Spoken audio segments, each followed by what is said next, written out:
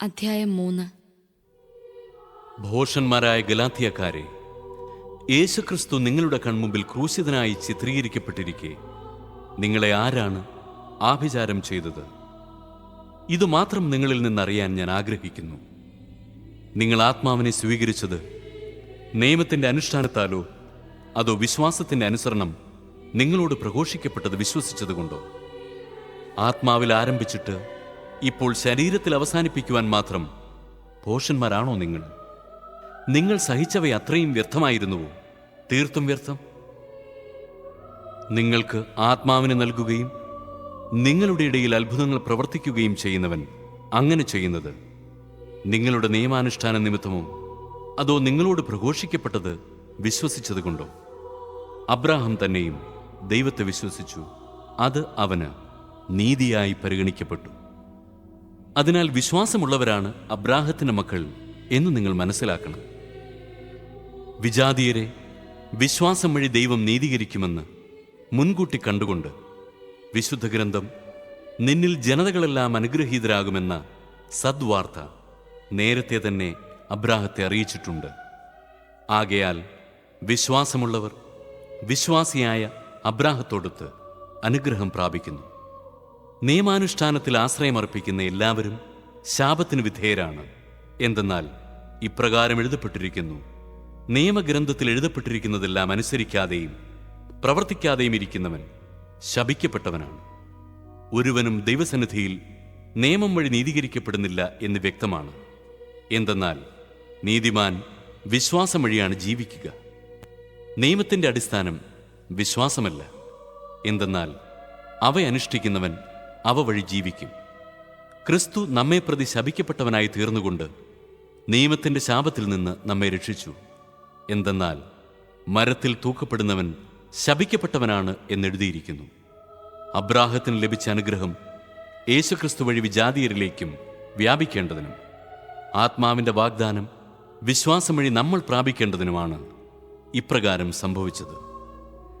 സഹോദരരെ, മനുഷ്യ സാധാരണമായ ഒരു ഉദാഹരണം പറഞ്ഞാൽ, ഒരുവന്റെ ഉടമ്പടി ഒരിക്കൽ സ്ഥിരീകരിച്ചതിനു ശേഷം ആരും അത് അസാധുവാക്കുകയോ അതിലെന്തെങ്കിലും കൂട്ടിച്ചേർക്കുകയോ ചെയ്യാറില്ല.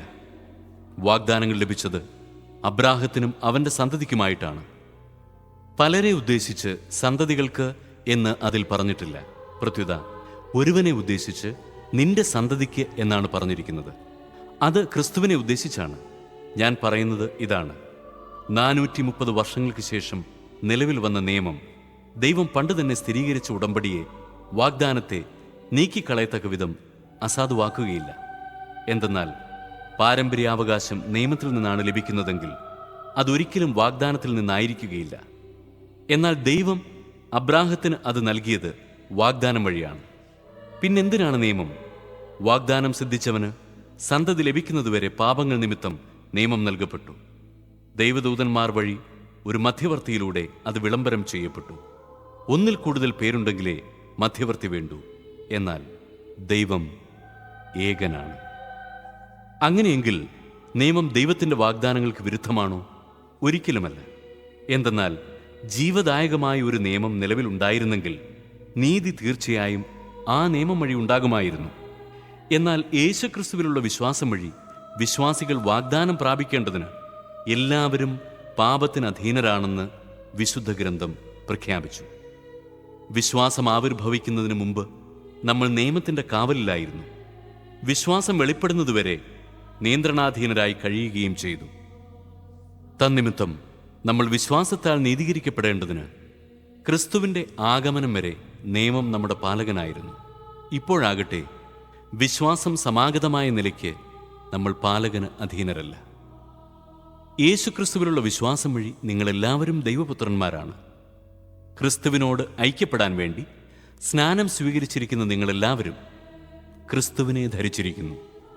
യഹൂദനെന്നോ ഗ്രീക്കുകാരനെന്നോ അടിമയെന്നോ സ്വതന്ത്രനെന്നോ പുരുഷനെന്നോ സ്ത്രീയെന്നോ വ്യത്യാസമില്ല. നിങ്ങളെല്ലാവരും യേശുക്രിസ്തുവിൽ ഒന്നാണ്. നിങ്ങൾ ക്രിസ്തുവിനുള്ളവരാണെങ്കിൽ അബ്രാഹത്തിൻ്റെ സന്തതികളാണ്, വാഗ്ദാനമനുസരിച്ചുള്ള അവകാശികളുമാണ്.